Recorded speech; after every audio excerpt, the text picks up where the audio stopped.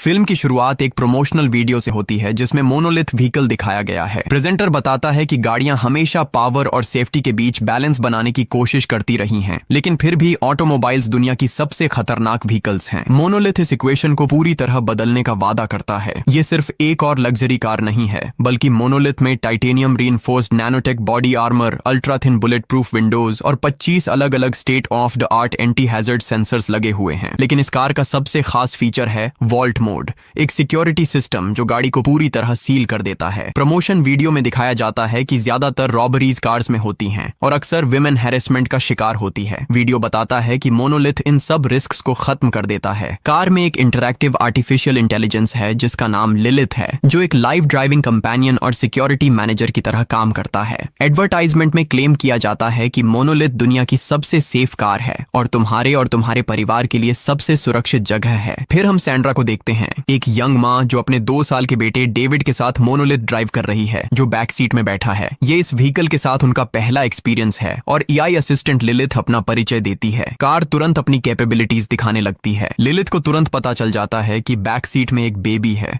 वह कैलकुलेट करती है कि 30 पाउंड का पर्सन यूएस डेमोग्राफिक्स के हिसाब से एक बच्चा होता है। सैंड्रा का वेट भी उसे पता है, लेकिन सैंड्रा तुरंत वह बात बंद कर देती है। लिलिथ समझाती है कि वह अपना इंटरफेस सेफ्टी और कंफर्ट के लिए कस्टमाइज कर रही है। सैंड्रा का हस्बैंड कार्ल एक पायलट है जो अपने बिजी शेड्यूल की वजह से उनके साथ नहीं आ सका। थोड़ी देर बाद कार्ल कॉल करता है और बताता है कि वह ड्यूटी के बाद सेंट्रल एयरपोर्ट पर है और उन दोनों को बहुत मिस करता है। इतने में कोई उसके दरवाजे पर नॉक करता है तो कार्ल गुड बाय कहता है और चला जाता है। इस बीच डेविड शोर मचाने लगता है तो सैंड्रा उसको अपना स्मार्टफोन दे देती है ताकि वह बिजी रहे। कुछ देर बाद सैंड्रा रोड के साइड एक गैस स्टेशन पर गाड़ी रोकती है। वह डेविड को वॉशरूम ले जाकर उसका डायपर चेंज करती है, जब कुछ लड़कियां वहां हंसी मजाक कर रही होती हैं। गैस स्टेशन के अंदर एक सुपरमार्केट भी होता है जहां सैंड्रा अपने बेटे के पसंदीदा स्नैक्स खरीदती है। काउंटर पर पेमेंट करते वक्त वह देखती है कि कोई उसकी कार तोड़ने की कोशिश कर रहा है। डरने के बजाय वह बस अपना स्मार्टफोन निकालती है और स्मार्ट ऐप से कार लॉक कर देती है। जब सैंड्रा सिचुएशन चेक कर रही होती है, उसे यह भी पता नहीं चलता कि डेविड उससे अलग हो गया है। जब उसे समझ आता है कि डेविड खो गया है तो वह चिल्लाने लगती है और सुपरमार्केट में उसे ढूंढने लगती है। वह बाहर जाकर एक स्ट्रेंजर से बात करती है, सोचती है कि डेविड उसके साथ है, पर कुछ देर बाद वह देखती है कि डेविड उन्हीं 3 लड़कियों के साथ है जिनसे वह वॉशरूम में मिली थी। सैंड्रा तुरंत डेविड को कार में बैठाती है और वॉल्ट मोड फीचर एक्टिवेट करती है। इससे कार बाहर के सभी कनेक्शन से कट जाती है और वह चैन की सांस लेती है। गैस स्टेशन से निकलने के बाद सैंड्रा को अभी भी काफी दूर ड्राइव करना होता है। लंबी राइड के चक्कर में वह बोर हो जाती है और अपनी बचपन की दोस्त जेसा को कॉल करती है। जेसा बताती है कि वह सेंट्रल एयरपोर्ट के पास एक होटल में है। बात करते हुए जेसा बोलती है कि वह कार्ल के साथ होटल में रुकी हुई है। ये सुनकर सैंड्रा हिल जाती है। उसे समझ आता है कि उसका हस्बैंड और दोस्त अफेयर में हैं। गुस्से में वह अपनी सास के घर के एंट्रेंस तक आकर अंदर जाने की भी परवाह नहीं करती। वह कार्ल को बार बार कॉल करती है, पर वह फोन नहीं उठाता और बिजी होने का नाटक करता है।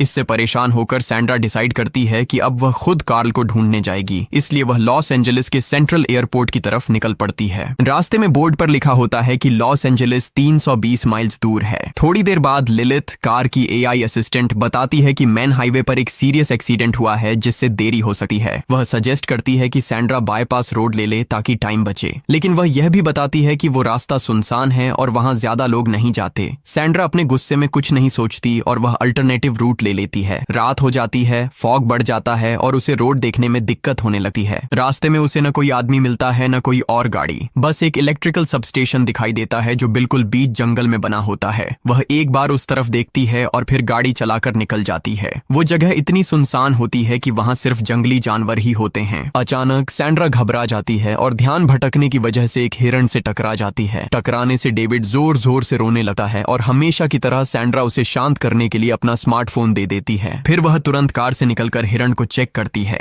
लेकिन वह बेचारा लगभग मर चुका होता है। हिरण कार के फ्रंट पार्ट के नीचे अटका होता है और इस वजह से सैंड्रा कार आगे नहीं बढ़ा पाती। जब वह यह सब समझने की कोशिश कर रही होती है तब उसे याद भी नहीं रहता कि डेविड अकेला कार के अंदर है। तभी डेविड मोबाइल से खेलते हुए गलती से एआई कार ऐप खोल देता है। स्क्रीन पर उंगली घुमाते हुए वह अनजाने में वॉल्ट मोड एक्टिवेट कर देता है। ये फीचर कार के अंदर बैठे पैसेंजर्स को हर तरह के डेंजर और डिस्टर्बेंस से बचाता है। जब सैंड्रा को यह समझ आता है तो वह तुरंत दरवाजा खोलने की कोशिश करती है, लेकिन तब तक देर हो चुकी होती है। अब वह कार के अंदर नहीं जा सकती थी। वह 2 साल के डेविड को बार बार समझाने की कोशिश करती है कि वॉल्ट मोड बंद करे, पर पर उसे कुछ समझ नहीं आता और वह सिर्फ फोन से खेलता रहता है। सैंड्रा घबराकर चिल्लाने लगती है, जिससे डेविड डर जाता है और फोन सीट के नीचे गिरा देता है। तब सैंड्रा को समझ आता है कि मोनोलिथ कार के फीचर्स सिर्फ ऐड के लिए नहीं थे, ये सच में काम करते हैं। वह जब पत्थर से शीशा तोड़ने की कोशिश करती है तो शीशे पर एक खरोंच तक नहीं पड़ती। अपनी सारी कोशिशें बेकार जाते देख सैंड्रा सोचती है कि कोई और रास्ता ढूंढा जाए। वह वापस उस इलेक्ट्रिकल सबस्टेशन की तरफ चल पड़ती है जो उसने पहले देखा था।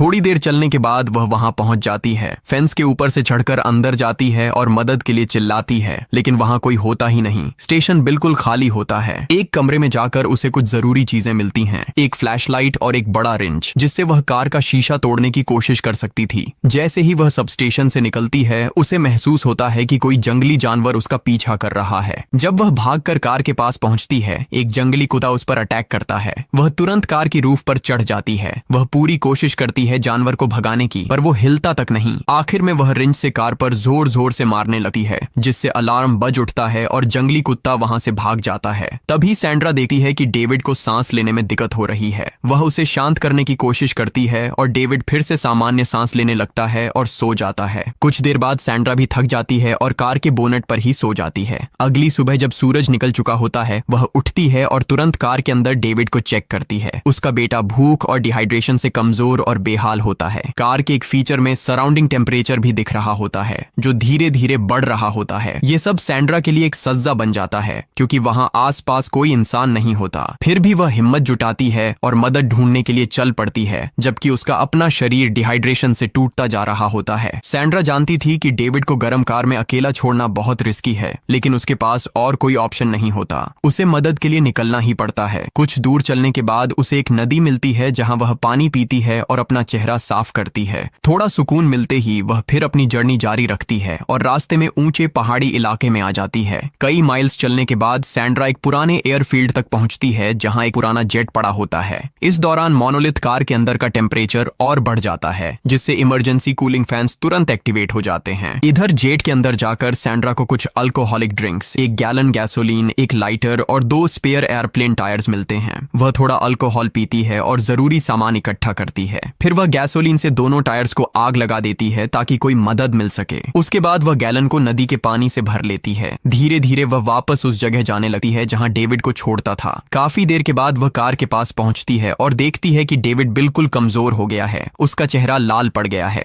वह उसे पुकारती है, लेकिन डेविड वैसे ही पड़ा रहता है। कार के अंदर का टेम्परेचर इतना बढ़ जाता है कि कूलिंग फैंस भी बेकार हो जाते हैं। अपने बेटे की हालत देखकर सैंड्रा कार के रूफ पर चढ़ जाती है और पानी डालने लगती है, लेकिन कोई फर्क नहीं पड़ता। यह सोचकर कि उसका बच्चा इसी हाईटेक कार के अंदर मर जाएगा, वह फिर से रिंच उठाकर कार का ग्लास तोड़ने लगती है, पर उसकी सारी ताकत बर्बाद हो जाती है। उसके बाद वह कार के बाहर आग लगाने की कोशिश करती है ताकि सेंसर धुआं डिटेक्ट करके विंडोज खोल दें, लेकिन इसके बजाय कूलिंग फैंस बंद हो जाते हैं ताकि स्मोक अंदर न जाए। थक कर सैंड्रा जमीन पर गिर जाती है और उसे एक विजन दिखाई देता है, जिसमें वह देखती है कि 1 साल बाद वह और कार्ल उसी एक्सीडेंट की जगह पर हैं और वह अब भी डेविड की मौत का दोष कार्ल को देती है। थोड़ी देर बाद वह किसी आवाज से होश में आती है और समझ जाती है कि यह सब सपना था, पर हकीकत उसे और भी बुरी लगती है जब वह देखती है कि वही जंगली कुत्ता वापस आ गया है। वह उससे बचने के लिए कार की रूफ पर चढ़ने की कोशिश करती है, लेकिन कार इतनी गर्म होती है कि ज्यादा देर टिक नहीं पाती और नीचे स्लाइड कर जाती है। नीचे छुपने पर जंगली कुत्ता उसके पैर पर काट लेता है। तब उसे समझ आता है कि यह कुत्ता दरअसल हिरण के पीछे था।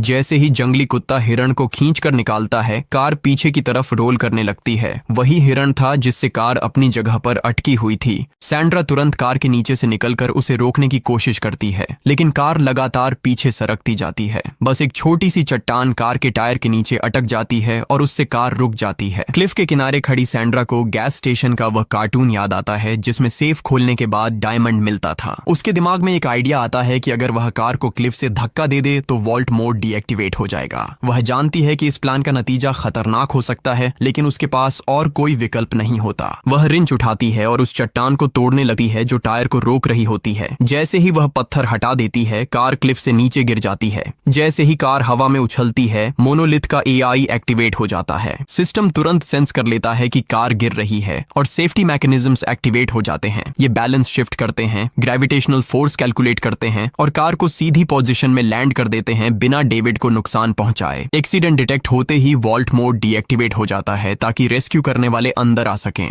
जैसे ही कार जमीन पर गिरती है, सैंड्रा सैंड्रा क्लिफ से नीचे दौड़कर जाती है। इतनी ऊंची जगह से गिरने के बाद भी कार बिल्कुल ठीक लगती है। दरवाजे अब अनलॉक होते हैं और सैंड्रा तुरंत डेविड को बाहर निकालती है। उसके कपड़े खोलकर उसे ठंडा करती है। अपने बेटे की हालत देखकर वह फैसला करती है कि अब उसे यहाँ से निकलना ही होगा। जैसे ही वह कार में बैठती है, सिस्टम रीब्यूट होता है। लिलिथ की मदद से वह कार को एक्सट्रीम ऑफ रोड मोड में सेट करती है और सामने वाले क्लिफ पर चढ़ने लगती है। ये कार शायद बेहद कठिन परिस्थितियों के लिए ही बनी होती है, क्योंकि वह आसानी से उस खड़ी चढ़ाई को पार कर लेती है। किस्मत से सैंड्रा उस ऑफ रोड रास्ते तक पहुंच जाती है जो उसने पहले चुना था और सीधा हॉस्पिटल की तरफ निकल पड़ती है। मूवी के आखिरी सीन में हम देखते हैं कि सैंड्रा और डेविड हॉस्पिटल पहुंच गए हैं। डेविड एक बिस्तर पर पड़ा होता है और उसे कई आईवी ट्यूब्स लगी होती हैं। सैंड्रा उसके पास परेशान नजर आती है जब तक डेविड आंखें नहीं खोलता। जैसे ही वह आंखें खोलता है, अपनी माँ को पहली बार मॉमी कहकर बुलाता है। सैंड्रा के चेहरे पर खुशी और सुकून दोनों झलकते हैं और यहीं पर फिल्म खत्म हो जाती है। अगर आपको ये वीडियो अच्छी लगी हो तो चैनल को सब्सक्राइब करें और बेल आइकन को दबा दें ताकि ऐसे और वीडियो आप तक पहुंचते रहें। देखने के लिए धन्यवाद।